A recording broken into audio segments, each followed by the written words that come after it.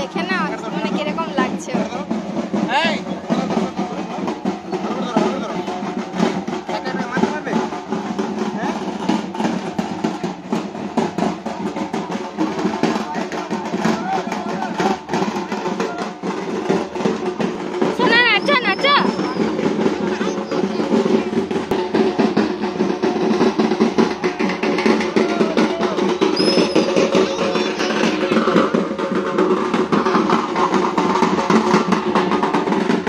Hello guys welcome back our channel Rajesha blog और आधा real life. আমি আশা নিয়ে চলে এলাম তোমাদের কাছে আবার একটা ছোট্ট ব্লগ ভিডিও।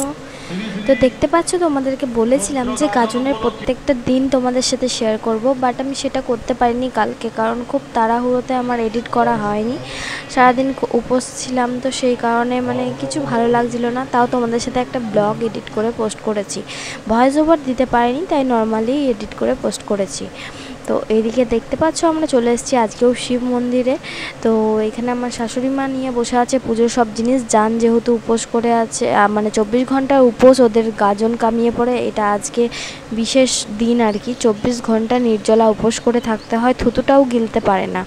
তো ওরা আসলে এই যে আমার শাশুড়ি মা, আমার যেহেতু একটু অসুখ চলছে সেই কারণে মন্দিরে উঠতে পারবো না, কোনো জিনিস ধরতে পারবো না।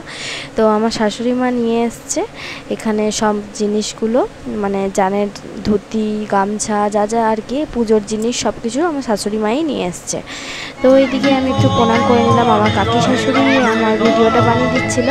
তো আজকে আমার কাকি শাশুড়ির সাথে এসেছি বলে একটু রিল্যাক্স হতে পেরেছি, কারণ আরাধ্যাকেও একবার করে নিচ্ছিল। তো বাউল গান আছে রাতে, সেই মাইক নিয়ে একজন গান করছিল, একজন এখানেরই একটা মানুষ, আমি চিনি না, যাই হোক সবার মুখে যা শুনলাম এখানকার। তো গান করছিল, আমি দিতে পারলাম না, সেটা কপিরাইট পড়ে যাবে সেই কারণে। এদিকে আরাধ্যা কিন্তু ওই গানের তালে তালে, মানে গানের তালে না ঠিক মিউজিকের সাথে সাথেও নাচ করছিল। আর এখন জাস্ট ভিড় দেখো গাইজ, ভিড়। এদিকে আমার ননদিনী একটা কাকা শ্বশুরের মেয়ে, এখানে ও ব্লগে দেখতে পাও হয়তো মাঝের মধ্যে। তো আমরা বলছিলাম ক্যামেরাটায় ভিডিও ভালো আসছে না, এবারে কেমন কালো কালো আসছে। তারপর আমি আমার ননদিনী সবসময় আমাকে দেখলে, বৌদি ব্লগ বানাওনি, বৌদি ব্লগ বানাওনি।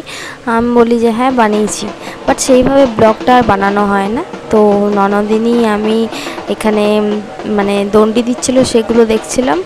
আর কাকি শাশুড়ি আমার আর এক ননদকে ফোন করেছিল, ভিডিও কল করে দেখাচ্ছিল। ও বেচারি চেন্নাইয়ে কাজে চলে গেছে, তো মানে কাকি শাশুড়ির মেয়ে আর কি। তো ও ছিল না, বেশ মিস করছিলাম ওকে, কারণ প্রত্যেকবার আমরা সবাই একসাথেই থাকি।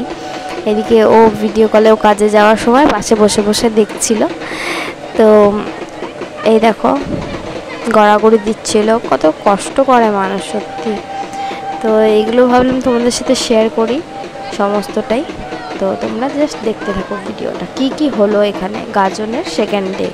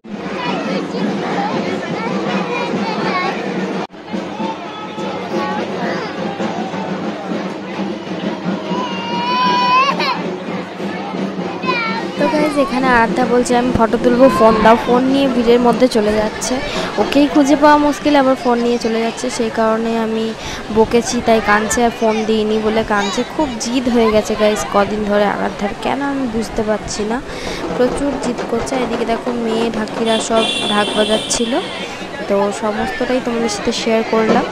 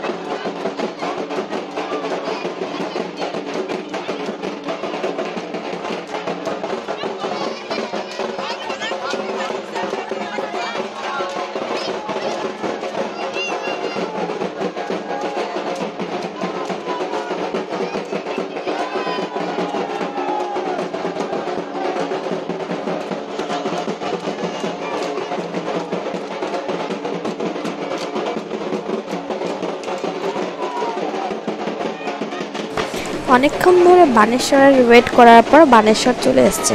এদিকে জান কখন যে মাঝখানে ঢুকে গেছে ভিড়ের দেখিনি। তো এই দেখো আমার কাকি শাশুড়ি প্রথম বছর থেকে আরাধ্যাকে শোয়ায় এইভাবে বানেশ্বরের সামনে শুয়ে যায়, আর উপর দিয়ে ডিঙিয়ে গেলে পরে নাকি খুব ভালো রোগ জ্বালা হয় না এইসব। তো এদিকে আমার জান কখন যে মাঝে ঢুকে গেছে আমি কিন্তু দেখতে পাইনি, আমার চোখে খুঁজছিল, বাট তাও ওকে খুঁজে পাইনি। ভিডিও আর আরাধ্যা নিয়ে খুব ব্যস্ত ছিল, তো দেখতে পেলে আরাধ্যা কত গান ছিল, এই কারণে আমি ভালো করে ভিডিও বানাতে পারিনি। কোলে নিয়ে কোনো রকম বানিয়েছি, আর কাকিমা একবার করে নিয়েছিল ওকে কোলে। তো এইখানে দেখো ঢাকের কিছু হবে বলে সব গোল করে দাঁড়িয়ে আছে, তো সেই জন্য আমিও দাঁড়ালাম আরাধ্যাকে নিয়ে। তারপর দেখছি ঢাক বাজাচ্ছে, ঢাকেরই মানে কি করছে। মেয়ে ঢাকি এসছে বলে ওরা বেশ নতুন নতুন মনে করে, মানে মেয়ে ঢাকি তো দেখি বিশাল একটা ব্যাপার মনে করছিল, তো বেশ ভালোই লাগলো। ওরা কি সুন্দর ঢাক বাজাচ্ছে দেখে অবাকও হলাম একটুখানি, কিন্তু ওই যমুনা ঢাকিতে দেখেছি না, তখন থেকে আর অবাক হওয়ার মতন নেই, তাও মানে বেশ ভালো লাগলো আর কি। কিন্তু এই যে রোগা মতন বোনটা এত সুন্দর ঢাক বাজাচ্ছে, আমার তো ওকে দেখে ভয় লাগছিল। মানে ভয় মানে কি, ও এত মানে কানের মধ্যে এত বড় একটা ঢাক নিয়ে গোটা এখান থেকে পুরো ভীমেশ্বর গেছে, আবার ভীমেশ্বর থেকে এতটা এসছে বাজাতে, প্লাস এত এনার্জি কি করে জানি না। এই রোগা বোনটাকে নিয়ে আমার বেশি চিন্তা হচ্ছিল, আর ওই বেশি ছটফট করে ঢাক বাজাচ্ছিল। আর এরপরে তোমরা দেখতে পারবে কি সুন্দর ঢাক বাজাচ্ছে উপরে চেপে, তো সেটা তোমাদের সাথে ভাবলাম শেয়ার করি।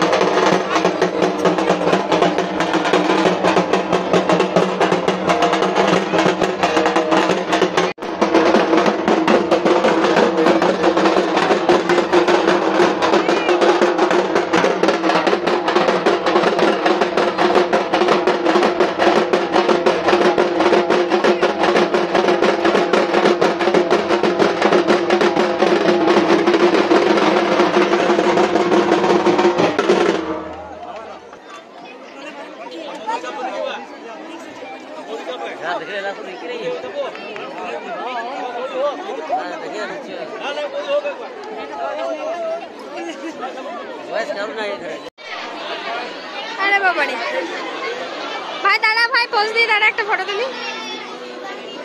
সোনা ভালো করে ফটো তুলছি।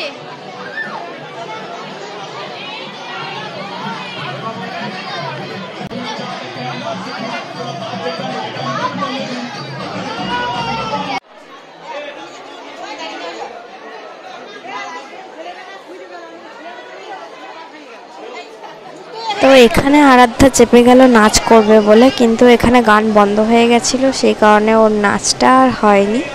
তো যাই হোক, ও নাচার জন্য অনেকবার বললো মা গান চলছে না, আমি বললাম হ্যাঁ হবে। তারপরে আমরা বাড়ি চলে এসেছিলাম। এদিকে ভাইকে বললাম একটু মানে শিব ঠাকুরের ভিডিওটা তুলে এনে দে। তো ভাই এইভাবে তুলেছে, এইভাবেই তোমরা দেখো। এখানে সবাই পুজো দিয়ে মানে পুজো দিচ্ছিল। ওই ভীমেশ্বর মন্দির থেকে পুজো দিয়ে আসার পর এখানে যারা গাজন কামিয়েছে বসে পুজো দিচ্ছিলো, পুষ্পাঞ্জলি দিচ্ছিলো। তো সেই ভিডিওটাই ভাই তুলে এনেছে অল্প, তো আমি তোমার শেয়ার করে দিলাম। এখানে ঠাকুর মশাই একটু পুজো দেওয়া করাচ্ছে। আর এদিকে দেখো, এখানে মেয়েরা যারা যারা ভক্ত কামিয়েছে তারা এখানে শুয়ে বসে রেস্ট নিচ্ছে। এতটা থাকা হারা হয়ে গেছে ওরা, মানে কিছু বলার নেই। তো এরকম মা এদিকে পুজোর গামলা নিয়ে দাঁড়িয়ে আছে। যেমন মেয়েরা গাজন কামিয়েছে এত এত এত, আর ছেলেদেরও ভিড় দেখো, এতজন গাজন কামিয়েছে। খুব টায়ার্ড হয়ে পড়ে গাইজেরা। তো দেখতে পাচ্ছ সবাই মানে বসে, আমার জানকে তো দেখো, জানের পায়ে ফোসকা এতটা পরিমাণে পড়েছে, ও কাজে যাবে জুতো পরে কী করে, আমি সেই চিন্তা করছি।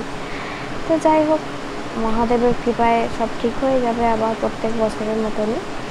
তো এদিকে দেখো, এরা যে শুয়ে রয়েছে না, এদের পিঠের উপর দিয়ে ঠাকুরমশাই যেটু নাকি রাতে পেরিয়ে যায়। এই ভিডিওটা আমি কোনো বছরই পাই না। জানকে বলি তুলে দিতে, মানে কাউকে দিয়ে তোলানো করাতে, কিন্তু জান করে না। তো সেটা তোমাদেরকে আমি শেয়ার করতে পারলাম না, কারণ ভিডিওটা আমার কাছে এখনও অবধি এসে পৌঁছায়নি। ব্লগটা আর এডিট করার সময় নেই এখন না করলে। তো ব্লগটা এডিট করে নিচ্ছি। তো এই দেখো, এরা এখন একটু রেস্ট নেবে আর আমি চলে যাবো বাড়ি। এবারে জানের ফোনগুলো জানের কাছে দিয়ে আমি বাড়ি যাব, কারণ রাত 10টা বেজে গেছে আর বাড়ির লোকে সবাই চলে গেছে। আমাকে একাই যেতে হবে আরাধ্যাকে নিয়ে, আর ওইদিকে রাস্তাটা পুরোপুরি ফাঁকা থাকে। তো সেই কারণে আমি তাড়াতাড়ি চলে গেলাম জানের ফোনটা জানকে দিয়ে।